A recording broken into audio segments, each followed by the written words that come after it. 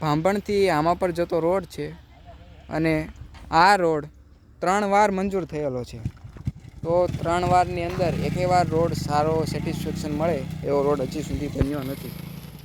રોડની ક્વોલિટી તમને બતાવું, એમાં જે મટીરિયલ જે વપરાણું છે એની ક્વોલિટી કેવી છે. આ જો અત્યારે રોડ અવિયાલ બન્યો જ છે અને મારા હાથમાં ડામર છે, બિટ્યુમેન.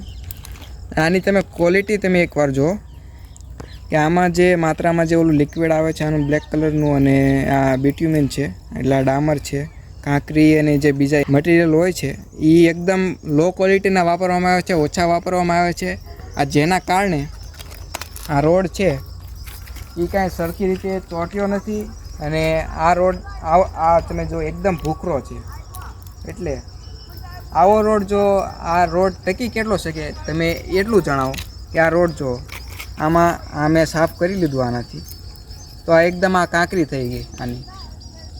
તો હવે આ કાંકરીને એક વરસાદમાં ધોવાતા કેટલી વાર લાગે?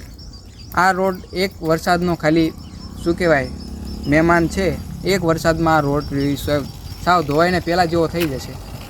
એટલે આ એકવાર નથી, આ રોડની મંજૂરી 3 વાર આપવામાં આવી છે. આ રોડ આ ત્રીજી વાર બની રહ્યો છે. આની પહેલાં 2 વાર બની ચૂક્યો છે અને 2 વારમાં આનાથી પણ બોગસ કામ થયેલું છે અને આ ત્રીજી વાર બની રહ્યું છે. એમાં પણ સતત આવી જ રીતે ચાલી રહ્યું છે. એકદમ લો ક્વોલિટીની બધી વસ્તુ વાપરવાની. આ જે કોન્ટ્રાક્ટર છે એમનું કામમાં પણ એકદમ ભંગાર કામ અત્યારે એમની કરી રહ્યા છે આગળ, એકદમ બેકાર ક્વોલિટીનું. કેમ કે એમને જે ક્વોલિટી વાપરે છે મટીરિયલની એકદમ બેકાર છે અને સાથે સાથે એમનું કામ કરવાની જે રીત છે પણ એ પણ બેકાર છે. આ જે મશીન જે આગળ ચાલી રહ્યું છે એ મશીન અમુક જગ્યાએ શું કહેવાય રોડની થિકનેસ વધારે હોય છે અને અમુક જગ્યાએ આ ભાઈ બતાવો તમે, આ જગ્યાએ તમે જુઓ રોડની થિકનેસ આટલી છે, બરાબર. હવે આગળની સાઈડ બતાવો. અહીંયા આગળ તમે જોઈ શકો છો, અહીંયા રોડની થિકનેસ તમે જુઓ. હવે આગળ બતાવો. અહીંયા થિકનેસ જુઓ તમે અમુક પ્રમાણમાં. એટલે અમુક જગ્યાએ આ રોડ જાડો અને પતલો અને વચ્ચે તો શી ખબર.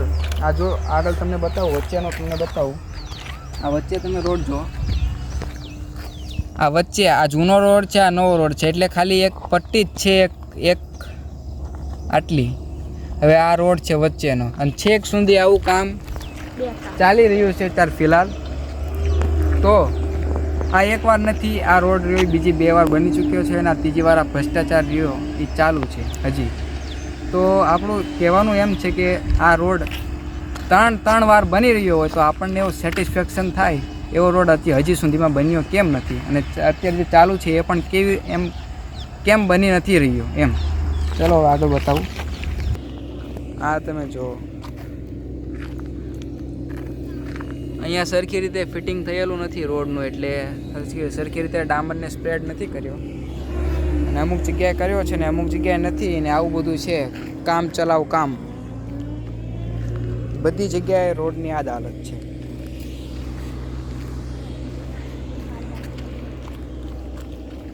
આ રોડની તમે જોઈ શકો છો છેક સુધી પતલો જાડો, વચમાં ખાડાવાળો અત્યારથી જ છે. રોડ બન્યા પછી કેવો થાય છે આ જો. આ રોડની સાઈડ છે, અહીંયા તમને આમાં કાંઈ ફરક દેખાતો હોય તો જણાવો. આ નવો રોડ અને આ જૂનો રોડ, આ સરખી રીતે આમનું કામ એકદમ બેકાર છે. આ કોન્ટ્રાક્ટર શી ખબર કોણ છે. અને છેક સુધી એટલે રોડમાં ચોખ્ખો ભ્રષ્ટાચાર દેખાઈ રહ્યો છે આપણને. હવે આ જુઓ તમે,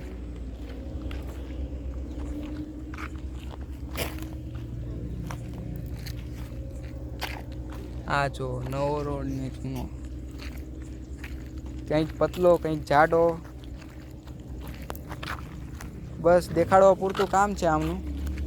3 વાર રોડ બનવા છતાં આપણને આ રોડ સારો ના બનતો હોય તો આપણને ચોખ્ખી જ એટલી ખબર પડી જાય કે આ રોડમાં ભ્રષ્ટાચાર થઈ રહ્યો છે. આ રોડ રહ્યો એ ભ્રષ્ટાચાર કરવાનો એક એમનો જરિયો બની ગયો છે, એક રસ્તો બની ગયો છે.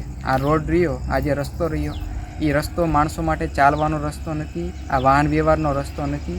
આ જે રસ્તો છે, આ જે રોડ બની રહ્યો છે, એ આ બધા જે લોકો છે, આ જે ગ્રાન્ટ મંજૂર કરે છે, જે કોન્ટ્રાક્ટર છે, જે આ શું કહેવાય એન્જિનિયરો છે, આ બધેનો પૈસા કમાવાનો જરિયો છે. આ આપણા ચાલવા માટેનો રસ્તો નથી. કેમ કે 3 વાર રોડ બનવા છતાં આ રોડ એવો સારો બનતો નથી. અને સાથે સાથે શું કહેવાય એટલે એમની આ નવું એક ચાલુ કર્યું છે કે આ રોડમાંથી પૈસાનો ભ્રષ્ટાચાર બધી જગ્યાએ ચાલી રહ્યો છે. પણ આ એક ટ્રીક એમની એક ચાલુ થઈ ગઈ છે કે પહેલી વાર મંજૂરી એક ગ્રાન્ટમાં આપણે એક ભંગાર રોડ બનાવી નાખવાનો, પાછી કોઈક અરજી કરે એટલે બીજી વાર ભંગાર રોડ બનાવી નાખવાનો, અને ત્રીજી વાર અરજી કરે એટલે પાછી ભંગાર એક રોડ બનાવી નાખવાનો.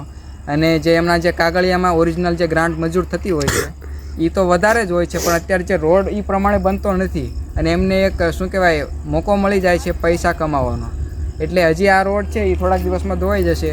આ કાંઈ બહુ ઝાઝો ટાઈમ લાગશે નહીં આ રોડને ધોવાતા. 1 વરસાદનો મહેમાન છે આ રોડ રહ્યો એ. એટલે આ રોડ ધોવાશે એટલે પછી પાછી એક નવી ગ્રાન્ટ મંજૂર થશે, એમને પાછો એક મોકો મળી જશે પૈસા કમાવા માટેનો. એટલે આ વસ્તુ ચાલતું જ રહેવાની છે. જ્યાં સુધી આપણે જાગૃત નહીં બનીએ, આના સામે અવાજ નહીં ઉઠાવીએ, ત્યાં સુધી આમાં કાંઈ ફેરફાર થઈ શકે એમ નથી. આ નેતાઓ છે, આ બધા જે ગવર્મેન્ટ ઓફિસરો છે, આમનો જરિયો છે. આપણને કાંઈ આમ નાગરિક હોય એને કાંઈ એટલી બધી ખબર હોતી નથી કે આની સામે કઈ રીતે અવાજ ઉઠાવો. પણ અમે આના માટે કંઈક કરીશું અને આ વસ્તુ અમે સહન નહીં કરીએ. એટલે આ બધા જે સરકારી લોકો છે અને સરકારી અધિકારીઓ છે, આ બધા ફાવી એટલા માટે ગયા છે કે આમની સામે કોઈ બોલવાવાળો માણસ નથી, આમની સામે કોઈ અવાજ ઉઠાવે એવો માણસ નથી. અને અમુક લોકોને એવી કાંઈ ગ્રામ્ય વિસ્તારનો રોડ છે એટલે ગામના લોકોને એવી કાંઈ ખબર હોતી નથી કે કેવી રીતે આ બધું થવું જોઈએ, કયું મટીરિયલ કેટલા પ્રમાણમાં વપરાવવું જોઈએ, અને રોડ કેવી રીતે બને અને કેવી રીતે એની આખી પ્રોસેસ હોય એ કાંઈ લોકોને ખબર હોતી નથી. એટલે આ લોકો બધા ફાવી ગયા છે અને એમને મન ફાવે એમ કામ કરીને ગ્રાન્ટમાંથી પૈસા બધા બૂચ મારીને અને મન ફાવે એવો રોડ બનાવી નાખે છે. અને 3 વાર ગ્રાન્ટ રોડની એકને એક રોડની મળ્યા છતાં રોડ સરખો બનતો નથી. રોડમાં એવું જે સેટિસ્ફેક્શન આપણને મળવું જોઈએ, જે ગુડ ક્વોલિટીનો રોડ હોવો જોઈએ, એવો રોડ હજી સુધીમાં બન્યો નથી. આની પહેલાં પણ 2 વાર રોડ બની ગયા, એ રોડ પણ આનાથી પણ બોગસ હતા. અને અત્યારે જે રોડ બની રહ્યો છે એ રોડ પણ અત્યારે એટલો ભંગાર ક્વોલિટીનો અત્યારે બનાવી રહ્યા છે એ લોકો. તો હજી આ એકવાર 4થી વાર પણ રોડ બનશે અને આવું વસ્તુ ચાલુ રહેવાની જ્યાં સુધી કોઈ બોલે એવો માણસ નહીં હોય, કોઈ બોલે એવા લોકો નહીં હોય, કોઈ અવાજ ઉઠાવે એવા લોકો નહીં હોય, ત્યાં સુધી આ લોકોના જલસા જ છે, એમની પાર્ટી ચાલવાની જ છે.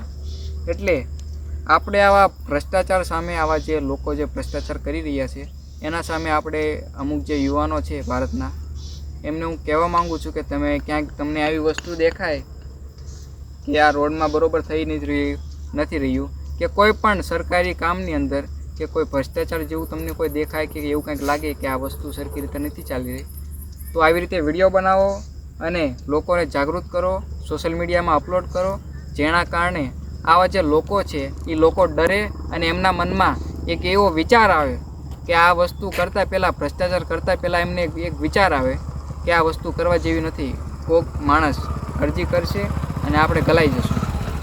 એટલે એના માટે બધાને જાગૃત થવું પડશે, એક થવું પડશે અને આવા લોકો સામે, આવા અધિકારીઓ સામે આપણે લડવું પડશે. બરાબર છે?